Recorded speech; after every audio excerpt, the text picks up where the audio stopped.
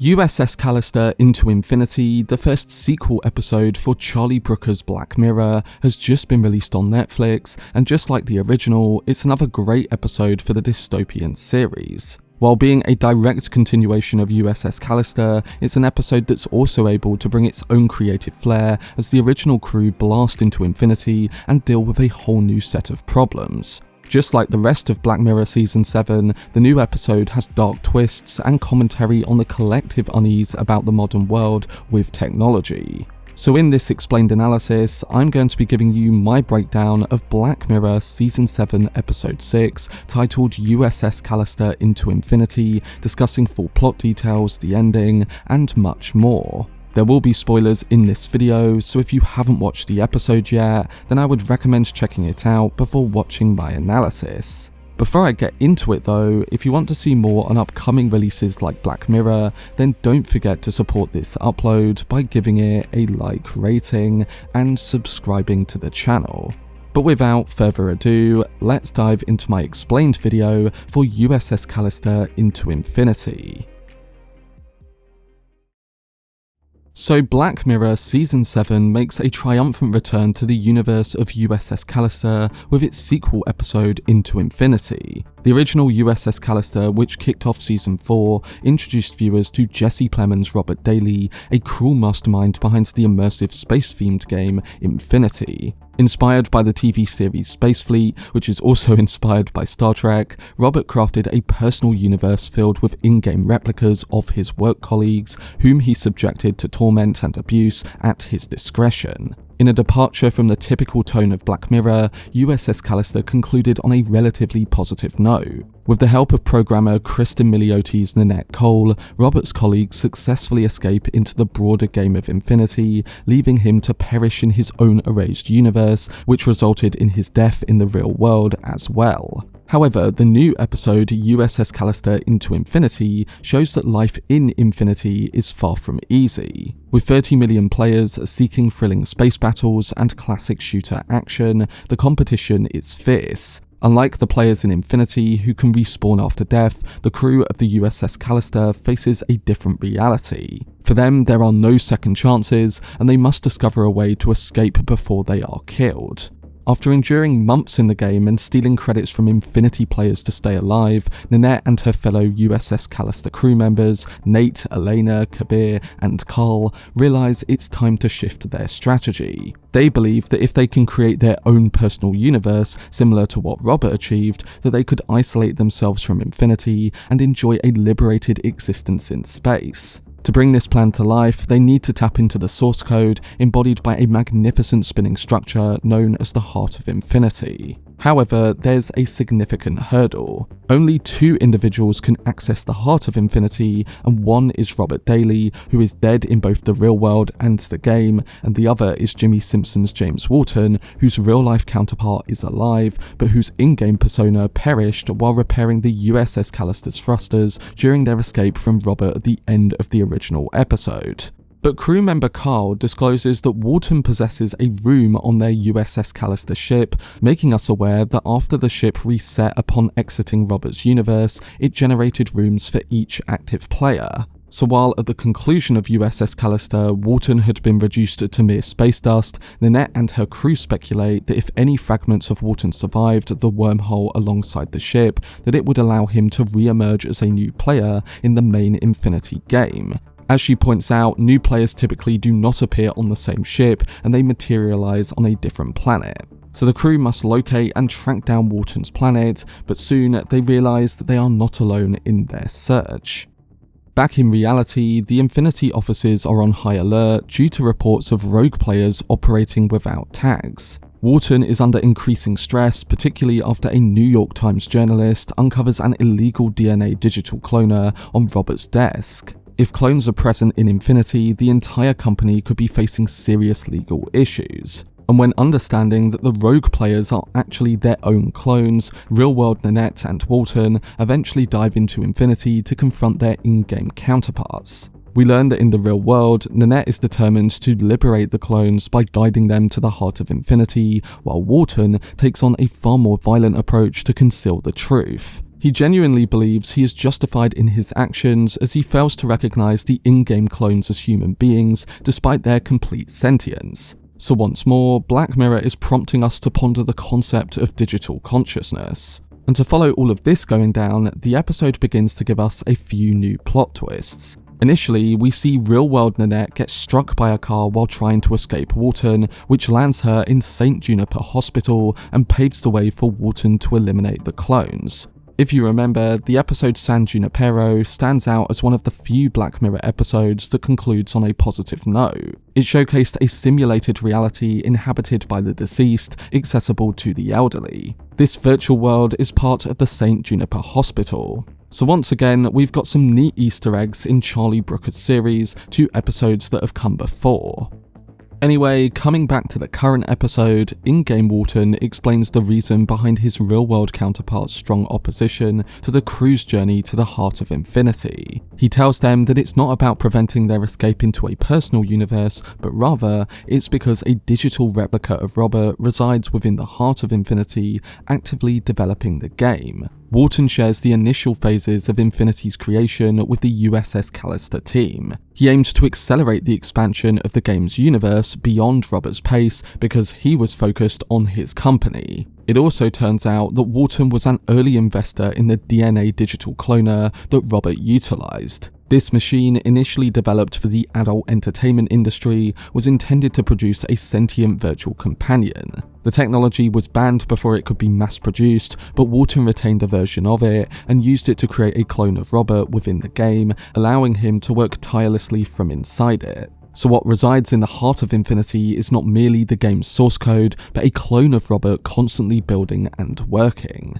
So Nanette ventures into the heart of Infinity to request that Robert transport her and the crew to their own separate universe. At first, this version of Robert is strikingly different from the cruel, vengeful figure we encountered in the original USS Callister episode. He appears more subdued, especially after countless ages without human interaction, and he initially is open to assisting Nanette once she reveals the actions of the original Robert. He confesses to her that he feels let down by himself and attempts to emphasize that he is simply a good person. However, the very statement of him being a good person raises red flags for Nanette. The memories of her experiences under Robert still haunt her, and in a rush to placate Robert's replica after admitting she hasn't seen Spacefleet, she endures his comparisons of her circumstances to various episodes of that show.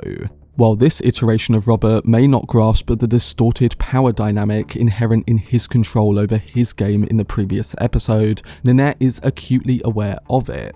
Moving on, beyond the heart of Infinity, real-world Walton successfully dispatches an in-game party invitation to every individual the USS Callister crew has ever stole from. So meanwhile, as the chaos unfolds above, Nanette continues her fraught encounter with Robert. He presents her with a pivotal decision. After the car crash, her physical form in the real world is unresponsive and connected to a brain monitor in the hospital. Robert has the ability to transfer her consciousness into that body, restoring her life. However, this action would obliterate the USS Callister and all its inhabitants. So Nanette chooses the crew, at which point Robert reveals it was all a test, just like in a Spacefleet episode. He reveals that he can actually create both the Pocket Universe and send Nanette back to her own body. Robert says that he will be transferring the crew into the new universe rather than completely eliminating them from Infinity. But there's a catch, because while Robert reveals that he can save her crew, he says that he plans to retain a copy of Nanette for his own purposes. He claims he won't harm her, but we all know that this is far from the truth. Robert further demonstrates his intentions when he silences Nanette by removing her mouth, something that the main version of Robert did in the original episode when he was still alive. So Nanette has to do something, and do something very quickly. She eventually kills Robert's clone by using the Bargradian cut glass that he had previously showcased in a flashback with Walton earlier on in the episode. With his clone now dead from an axe to the head, Nanette can finally breathe again, but the disappearance of Robert's clone causes Infinity to malfunction and start erasing itself for good. This brings us to the ending of the episode, where the audience is posed the question over whether this sequel all amounts to a happy ending or not. All of Robert's drives tumble to the ground, prompting Nanette to search for the hard drive he claimed would save everyone and plug it into his vintage computer. Just as she manages to do this, Infinity and all of its backups erase themselves for good. The copy of Nanette awakens in the real-world body of her in hospital and discovers that she's not alone. And that's because the USS Callister crew hasn't been shifted to an alternate universe, as instead, they exist within Nanette's mind, able to see through her eyes and communicate with her via her real-world phone. The episode jumps ahead a few months, revealing that Walton has been taken into custody. Meanwhile, Nanette and the remaining crew have devised a unique way of dealing with their current situation. Basically, they shut their eyes whenever she changes, uses the restroom, or engages in intimate activities. In exchange, she allows them to watch the TV show The Real Housewives of Atlanta through her eyes. By the very end of the episode, she mentions that she is exploring ways to free them from her mind, and thus, this kind of feels like yet another situation for them to get out of. Yes, the crew of the USS Callister successfully escaped Infinity, but now they find themselves in another unfamiliar and unsettling predicament. While one might interpret this conclusion as quite optimistic, it's evident that being confined within someone else's consciousness could turn into a new kind of nightmare. Actress Kristen Milioti did discuss the episode's ending in a recent interview, and it shined a bit more light on what this could mean going forward. She acknowledges that although the characters are no longer in danger of losing their lives, their current predicament is just as convoluted as their previous one. They remain without control over their own destinies, compelled to inhabit the existence of another person. She said, "What I like about this ending, just in terms of my own taste of what I watch, and I think this is what's really great about what Charlie makes, is that you could say it's kind of happy. Technically, they're out of that situation, but I think they're in an equally horrifying situation too. It's just the circumstances are so completely different, and I hope that it makes you feel uneasy. Their lives aren't at risk, but do they want to live like that? Do they want to live trapped in one room, having to see someone go to the bathroom every day? They still have no agency, and then she now has this thing that could also drive them crazy. She doesn't seem super motivated to get them out of there anymore, and what does that mean? And also, how does this person who's now had the trauma of two different people in their body walk through the world? I like that it's kind of creepy and twisted, for lack of better terms.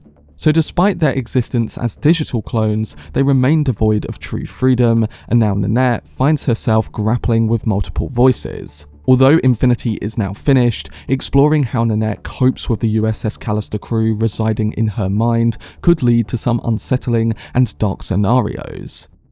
And this brings us to the final question of whether there could be another installment of USS Callister. When asked this question, Kristen Milioti said, "Well, it depends. Is this a form of her being able to stay captain forever in some weird twisted way? Does this start to turn her into someone that she doesn't want to be, where she has control over who's in her head and is never fully alone and is able to retain power in some way? It doesn't seem like she's working hard to get them out of there. We haven't talked about doing a third, but I do trust Charlie Brooker's brain. If he feels there's another possibility, I would love to talk to him about it. I'm always interested in what I think he explores in both of these episodes of how power corrupts people. You can't have power without being corrupted in some way. And what that would mean for someone who has had such a strong moral compass, who then gets a taste of getting to control people. I don't know, but there's a lot that could go in many different ways. That would be very interesting, but I don't have a set thing.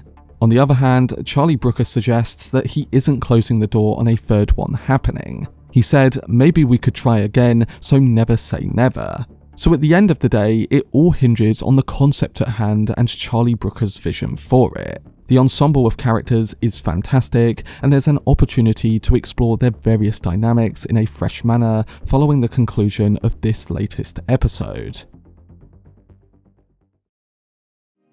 But that was my breakdown and analysis for USS Callister Into Infinity. I really enjoyed this first sequel episode for the Black Mirror series, and while it concluded a lot of character and story points, I was happy that they took a different angle and set up another potential route come the end. It will be interesting to see if they continue it, but like Milioti said, we can only trust that Charlie Brooker will only do so if he thinks a great story is there for it. But I do hope this breakdown did help some of you guys understand the events and the main details a bit better, and overall, I'm looking forward to hearing your thoughts on it, so don't forget to let me know down below in the comment section. For more videos on upcoming TV shows like Black Mirror, then subscribe to the channel and turn on your notifications. Also, if you enjoyed this video, remember to leave a like rating and follow me on social media via the links in the description. But anyway, I hope you guys enjoyed it. I've been Cortex, and as always, make some noise.